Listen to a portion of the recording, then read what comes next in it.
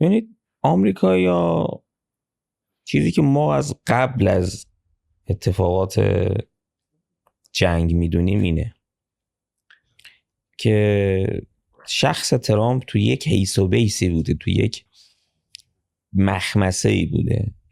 به چه معنا؟ به این معنا که اولویت امریکایی‌ها و شخص ترامپ ورود به جنگ نبوده. اینو باید دقت کنید. آقای ترامپ در یک منگنه گیر کرده بود، همون چیزی که ما قبلا بارها توضیح دادیم. حالا یه سری اطلاعات جدیدی بیرون آمده که تایید میکنه این مسئله رو. به چه معنی؟ به این معنی که آقای ترامپ در افشاگری هایی که هم نیویورک تایمز هم پولیتیکو کردن مردد بوده نسبت که نتانیاهو چقدر میتونه موفق بشه. بعد لابی اسرائیل هم شروع میکنه از اوایل ماه ژوئن فشارهاشو افزایش میده. من پولیتیکو یه گزارشی داره راجع به جلسه مهمی که بین آقای ترامپ و آقای مارک لوین و آقای آیزاک پالمیتر اگه اشتباه نکنم، اگه تلفظشو درست بگم، ایشون تو کمپانی مارول بود و تو با آقای نلسون پلتز که قبلا گفتم توی جلسات قبلی که رابط ایلان ماسک و لابی اسرائیل راجع به اینشون صحبت کردیم. اینا با هم یک چیز بودن، یه تیم بودن. ایشون با خانم ادلسون هم رابطه بسیار قوی داره. جلسه بوده بین این دوتا و آقای ترامپ. مارک لیوین نئوکانه دیگه، نئوکان اصلاح نژاد شده که با ترامپ رابطه خوبی داره و هم نیویورک تایمز و هم پولیتیکو میگه که اون جلسه نقش مهمی در تغییر ذهنیت ترامپ نسبت به جنگ داشت. به چه شکل؟ نمیدونیم در جلسه چی گذشته، ولی یک نکته رو من میدونم. دوستان رو ارجاع میدم به اینکه شما دقت بکنید. ما 2 موج داشتیم، موج رسانه‌ای بزرگ راجع به پرونده اپستین. در 4 ژوئن خبر نیویورک تایمز خبری رفت راجع به ارتباط پیتر تیل و اپستین. کیه پیتر تیل؟ پیتر تیل رفیق ایلان ماسک و مؤسسه پلانتیر که خیلی معروفه و اینها و میشه گفت این آقای ایلان ماسک و آقای پیتر تیل و اینا، دیوید ساکس، اینا اون پیپل مافیان دیگه. قبلا صحبتش کردیم. پیتر تیل آدم خیلی مهمیه تو سیلیکون ولی. یه خبری اومد و بعد یه موجی راجع به اپستین درست شد. فرداش ایلان ماسک یه دفعه شروع کرد علیه ترامپ توییت‌های بسیار تند و بی سابقه راجع پرونده اپستین. یعنی زد و خوردای اینا که شروع شد همه دهنشون وا مونده بود که چی شد.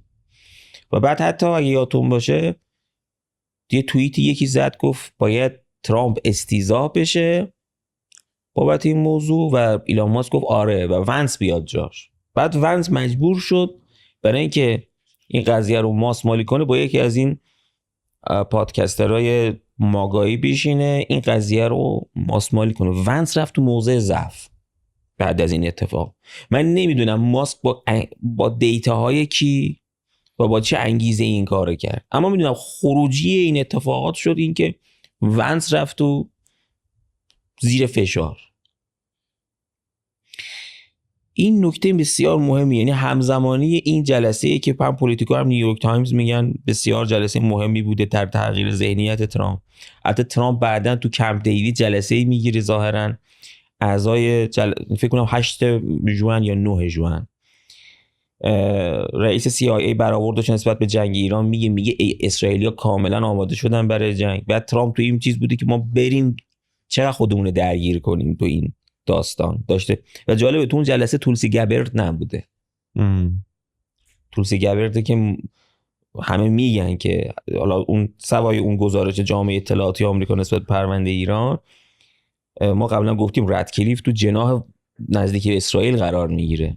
به هر حال تو اون جلسه قرار نبوده و ترامپ تا حتی لحظات آخرم یعنی میدونستن دیگه حمله اسرائیل قطعیه، مردد بوده که چقدر مشارکت کنه اینا. بعد که دقت کن بعد که موساد خیلی قوی عمل میکنه در سحرگاه 13 ژوئن، یعنی حتی شما این نگرانی ها رو در رفتار شاخص شکل بورس چیزا میبینید، پول اسرائیل هم میبینید. یعنی اول علائم اولیه حمله که یعنی ما داشتیم دیگه، اخبار حمله ای میومد دیگه، شکل تضعیف میشه، یه دفعه 13 ژوئن، حالا دوستانی که یه مقدار فنی هم یعنی شادوی بزرگی داره، یعنی رفته یه دفعه برگشته پایین، دیدن موساد چقدر خوب زد. از اون موقع به بعد هم بورس اسرائیل و هم شاخص CDS اوراق قرضه اسرائیل و هم چیز رفتارشون رفتاری بوده که انگار اسرائیل دست برتر رو داره.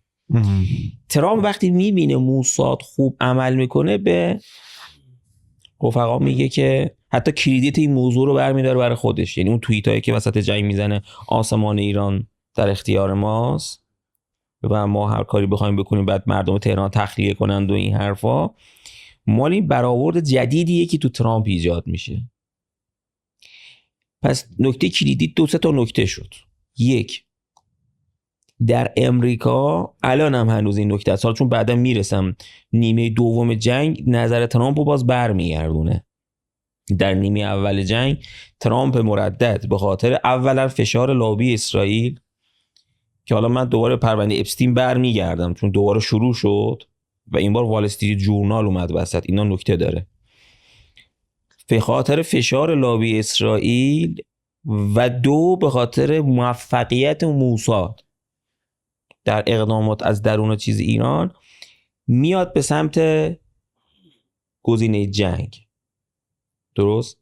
بعد در نیمه دوم جنگ به خاطر حالا گزارش الان دقیق، چون تو جلسه قبلی من راجع به بحث توان موشکی صحبت کردم، یه عده تو کامنت ها حتی فحاشی هم کرده بودن که تو بی مبنا صحبت میکنی و فلانی حرفا. خب ما الان گزارش های دقیقی داریم الان دیگه، دیتا های اندیشکده جینسا، دیتا های نیویورک، دیتا های باشه CNN و وال استریت جورنال راجع به فشاری که به سامانه تاد و ارای 3 اومده الان دقیق در اومده. چند تا برخورد داشتیم؟ 51 برخورد داشتیم. نصف توان پدافندی اسرائیل وابسته به سامانه تاد بوده، 47.7%. و به روایت وال استریت جورنال 150 تیر از 330 تیر 7 سامانه تاد کل دنیا در 12 روز مصرف میشه.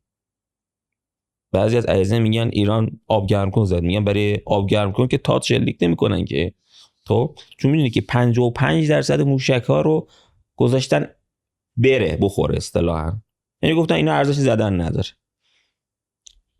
یعنی تازه تو اونایی که اینترسپت شده ما داریم اینا رو میگیم، اون 55% هم معلوم نیست همش به جاهای بیابونی خورده باشه، این همش بحث داره عبور میکنن.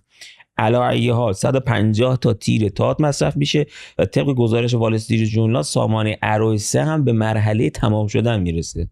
لذاست که در موج 12 حمله موشکی ایران نرخ برخورد میشه 100%، حمله به روسب و زدن دفتر مایکروسافت، و نرخ برخورد کلا در روزهای آخر بالاتر.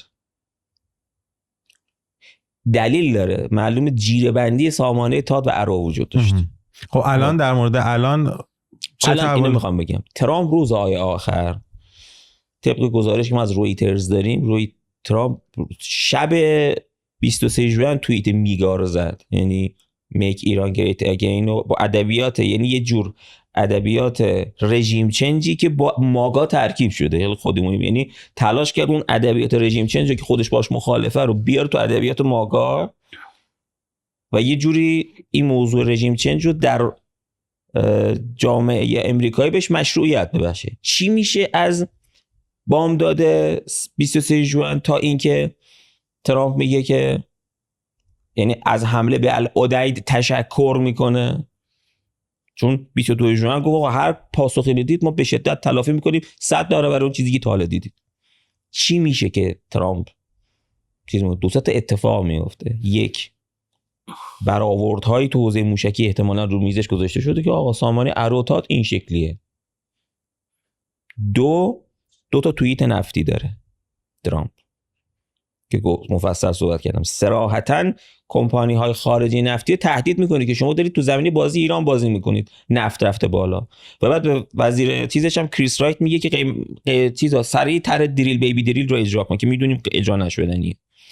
یعنی فشار نفت هم میاد. تمام گزارشایی هم که الان ما داریم الان اومده متخصصین مبرز حوزه انرژی نوشتن، میگن آقا اون تصویب مجلس ایران فشار رو ترامپ برد بالا.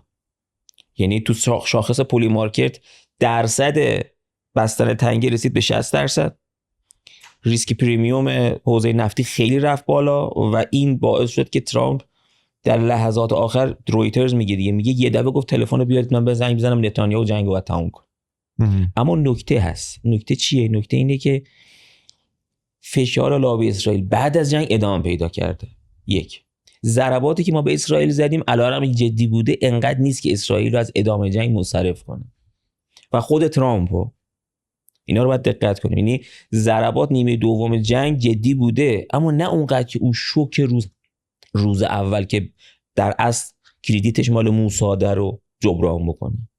لذا الان یه موج جدیدی از لابی به نظر میاد شروع شده در واشنگتن به نفع جنگ و علیه مذاکره. و سوال اینجاست که ما، انا با همین جمع بندی کنم، ما چطور میتونیم با این مسئله مواجهه کنیم؟ یعنی آیا ما بریم با ترامپ مثلا یه معامله توپل کنیم، بگیم آقا بیا من تو عمان قطر پول میریزم غیر مستقیم تو مستقلات تو، مثلا آبادت میکنم، خودت و خانواده‌ت، ما $1 میلیارد بدیم. مثلا میام دارم خیلی فانتزی صحبت میکنم و حرفایی که بعضی جاها میشنوم و دارم میگم. یا اینکه بگیم آقا باشه بیا این هسته، بیا این غنی‌سازی همه رو جمع کرده خدمتشون. بعد چی میشه؟ ما که الان داریم دیگه، الان بحث ویتکاف و این حرفا، فعلا چیزی که به ما گفتن اینه که آقا هسته ای رو بدیم و چیزی بهت نمیدیم. بعد اومدیم چیز ترامپ خواست بده. خب آیا این لابی اسرائیل که من قدرتش رو توضیح دادم دیگه، ترامپ مردد و چجوری تو 4 ژوئن همه میگن یه نقطه از تو ذهنش ایجاد میکنن. اینا آدمای نزدیک به ترامپن ها. حالا توضیح اگه برسیم راجع به مارک لوین توضیح میدم. خب اینا آدماییه که رو ترامپ به شدت مسلطن. خب و با یه جلسه میتونن ذهنشو اینجوری عوض بکنن. شما چی داری؟ چه ید بیضایی داری؟ چه عصای موسایی داری که بندازی رو میز و قدرت لابی اسرائیل رو در واشنگتن مهار کنه؟ شما تمام ابزارهایی که داشتی رو چیز بکنه، قول معروف، یعنی بیاد همه اینا رو خنثی کنه. یه دفعه شما بیاد بگی آقا من با ترامپ یه معامله کردم، هر چقدر نتانیاهو جیغ و فریاد کرد به جایی نرسید. این سوال اساسی ماست. سرمنشأ در تل‌آویو. دقت کنیم، محاسبات اونجا باید تغییر کنه. تا زمانی که اونجا برآورد اینه که زدیم ایرانو، ضربه بعدی هم میتونیم بزنیم. ایران هم باز خیلی کاری نمیتونه بکنه. بعد لابیشو میفرسته تو واشنگتن، میگه آقا ترامپ هر چی معامله کرده برو بگو ویتکاف و فلان از این حرفا. چون توضیح خواهم داد، ویتکاف هم وال استریت ژورنال برد زیر ضربه، هم نیویورک پست برد زیر ضربه، هم مارک لوین برد زیر ضربه، اینا بردن زیر ضربه. خب چی جوری میخوای اینو؟ باید قیف از سر گشادش ندمیم. بله